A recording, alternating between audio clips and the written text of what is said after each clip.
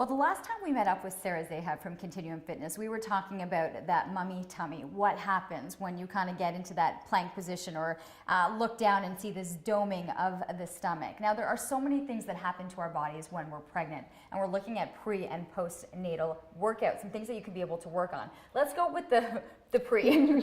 We're pregnant, you kind of either you're feeling like crap, you don't feel good, or you feel like you're on this blissful place, but eventually you're gonna get to a place where you're uncomfortable, things are hurting, your hips, like it becomes I just want this baby out at this moment. What are some of the things that we could be doing throughout the course of the pregnancy that are really gonna help us kind of get through it as easily as possible? Well, we know there are a lot of physiological changes that occur during pregnancy. The back becomes more arched, we get this anterior pelvic tilt, the shoulders sort of round in forward, and we have a lot more of that relaxin that's being released in the bloodstream, which causes the ligaments to become very loose. There's a lot of ligament laxity. So working on stability through the core, stability through the hip and through the scapular stabilizers are really those key things that we want to focus on. Getting the shoulders, the back nice and strong so that you can maintain that nice upright posture, especially when baby arrives. The core is going to be really key to focus on because that's going to be important in maintaining alignment, but also can help with your recovery postpartum, especially when it comes to the diastasis recti, making sure those deep core muscles are strong. And then those hip muscles, the side hip muscles, the glute med is an area that tends to be weak during pregnancy, the glutes. So we want to focus on strengthening those hip stabilizers to help. What are some of the things then that we can do so people right now watching are saying, okay, these are things that I can start to incorporate into what I'm doing? The first thing we want to think about is our posture and alignment. So really trying to open up the shoulders and ensure that we're in a neutral pelvic alignment. So trying not to kind of sink in the low back and pelvis, really trying to zip up the abs and when you've got an extra 30 pounds in front, how difficult is that to do? I mean, we'd love to, but it's tough. It is. So maybe it means taking more breaks, like taking more sitting breaks. Maybe putting one foot up on a stool to take some of the load off. And the more core stability you have, the easier it will be to connect. I know it's tricky. We've been there, a couple of times, and it's not easy. It's very uncomfortable towards the end. It's that discomfort, and it's kind of like you just want this to relieve some of that pain that you're experiencing, especially too in that hip and that lower back. Okay, so we're working on posture. Let's go down, and you were talking a lot about that core. The core. So the thing is, after week 16, we're unable to do any sort of core exercises lying on our back or on our stomach. So most of the core activation work is done from all fours, from a seated position or a standing position. Okay. So we can come down to an all fours position and we can focus on just connecting with those transverse muscles. So pulling the hip bones together, maybe doing an exhale. The cat-cows are really great at alleviating discomfort in the back.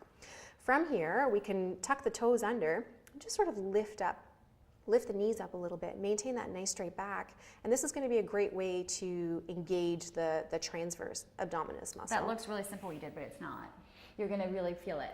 Now, at what point do you stop to do that because you have the heavy weight of the stomach in the front? Right, so everyone is different. Okay. So we have to be able to execute the exercises well.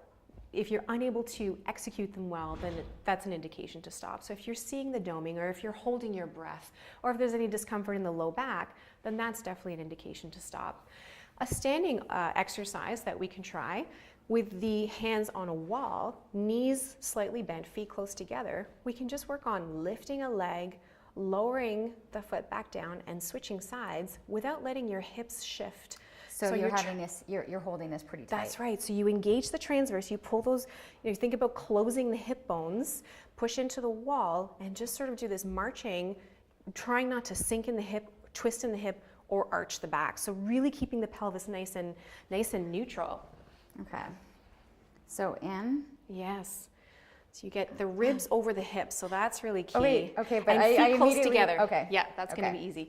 So set the core, there you go, and then switch sides, trying not to, so you're really focusing. You have to focus, really think this through so you're not moving the hip. That's right. And then when you're, when your hips are stable and you're using your core, you should really be able to feel those core muscles engaging. Absolutely. Okay, so those are two pretty simple ones that people can do. For the core. And then, so the glute med, the hip stabilizers. So if I can grab a ball. So this is a great glute med exercise. So we place the ball against a wall and we're in nice, tall, standing posture. And so what we do from here is pick up the inside leg and push the knee into the ball. So your knees are side by side and everything's lined up, shoulders over hips, over knee. And what you're doing as you push is you're activating that standing leg. The glute med on the standing leg is going to be engaging. So you're getting a lot of work in through those standing hip muscles. So this is a great glute med exercise. So are you just holding it? Just holding and pressing. Holding and pressing, So and then how long? 30, 45 seconds, And then switch sides. switch sides. Okay.